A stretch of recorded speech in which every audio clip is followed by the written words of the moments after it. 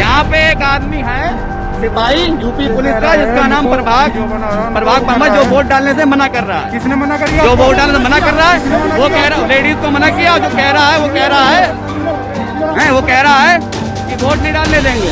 Vote नहीं डालने देगा। हाँ, वोट नहीं डालने देंगे। वोट नहीं डालने देगा।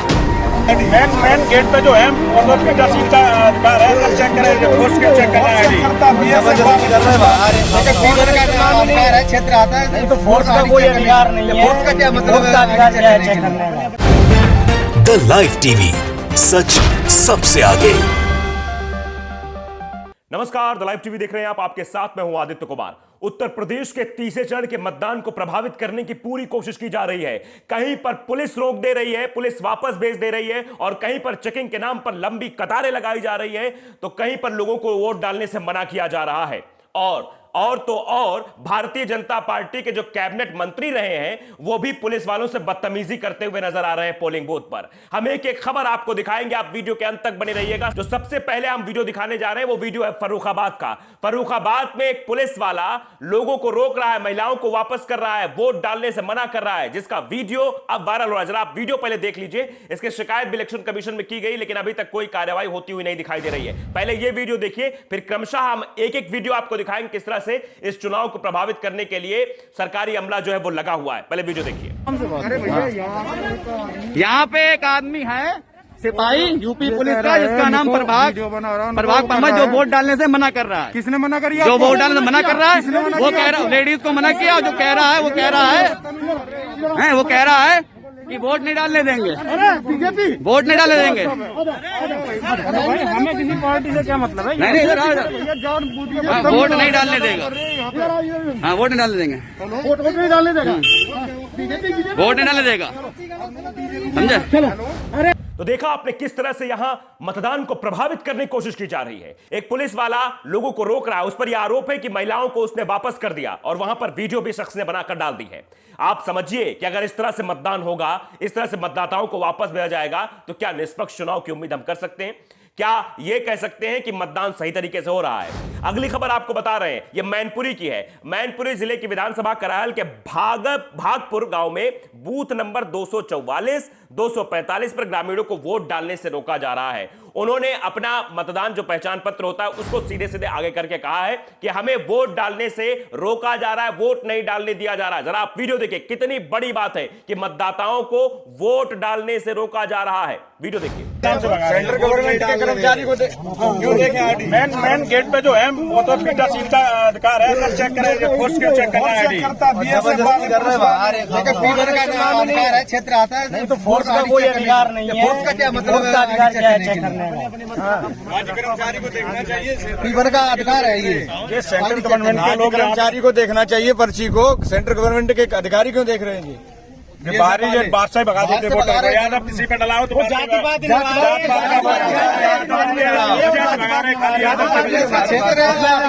मतदान कम हो जाए तो उनको हराया जाए कैसे भी।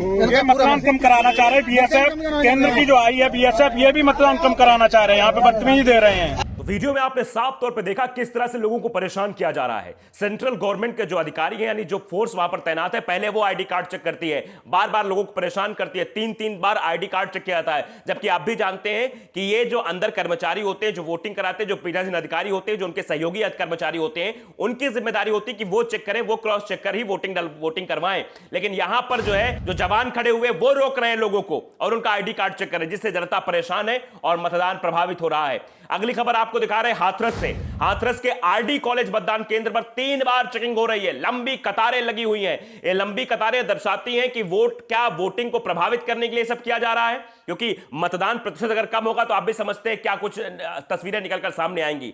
आईडी चेक करने के नाम पर इतनी लंबी लाइन फिजूल में लगाई गई है। अंदर बूथ खाली पड़ा है, कोई वोट डालने वाला नहीं, और वोटरों को चेकिंग के नाम पर रोके रखा गया है। तस्वीर जरा आप देख लीजिए, आप खुद अंदाजा लगाएंगे कितनी लंबी कतार लगी हुई है, जबकि पोलिंग बूथ के अंदर कोई नहीं है। वीडियो देखिए।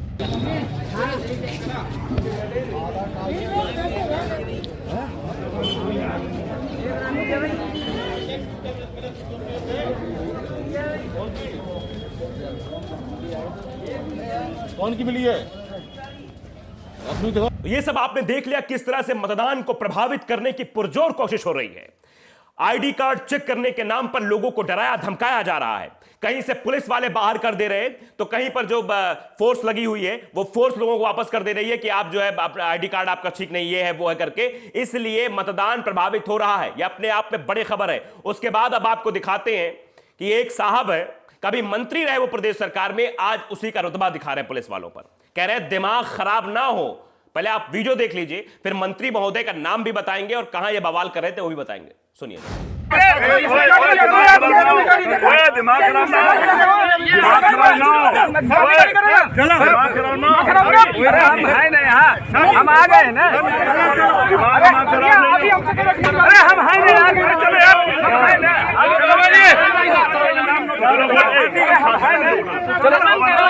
हम आ गए ना। अरे हम आ गए। शांति से हमें मौजूद है। तो देखा आपने क्या कह रहे थे, दिमाग खराब ना हो। ये कोई सड़क छाप गुंडा नहीं है जो इस तरह की बातें बोल रहा है। यह है सतीश महाना, जो कि कैबिनेट मंत्री रहे हैं उत्तर प्रदेश सरकार में। इनकी ये भाषा है दिमाग खराब ना हो। पुलिस वालों के साथ बदतमीजी करते हुए नजर आ रहे हैं, पोलिंग बूथ पर जाकर बदतमीजी कर रहे हैं। इसके पहले भी कई सारी खबरें सामने निकल कर आई थी। दिनेश खटीक को आपने देखा था कैसे जो है पुलिस वाले कह रहे थे, एक दारोगा कह रहे थे कि तुम जो है नौकरी करना है नहीं करना है। तो ये है भारतीय जनता पार्टी के नेताओं का चरित्र, और ये पूरी तरीके से चुनाव को प्रभावित करने की कोशिश कर रहे हैं। जो पुलिस वाला इनके हिसाब से नहीं चल रहा है, जो पुलिस वाला इनके हिसाब से काम नहीं कर रहा है, उसको उसके ऊपर ये अपना रौब झाड़ रहे हैं, बदतमीजी कर रहे हैं उसके साथ। कह रहे हैं तुम्हारा दिमाग खराब हो गया है। और जो पुलिस वाला इनके पक्ष में काम कर रहा है उससे कुछ नहीं बोलते, उससे चुपचाप रहते हैं। तो पूरे तरीके से इस मतदान को प्रभावित करने की कोशिश भारतीय जनता पार्टी की ओर से की जा रही है। पूरा प्रशासनिक अमला भी इसमें लगा हुआ है। जिस तरह से चेकिंग के नाम पर लोगों को खड़ा कराया गया, कुछ लोगों को वापस भेज दिया गया, ईवीएम खराब रही, 2-2 घंटे तक मतदान प्रभावित रहा। ये सारी तस्वीरें इस ओर इशारा करती है क्या मतदान को प्रभावित करने के लिए सब प्रोपेगेंडा रचा जा रहा है।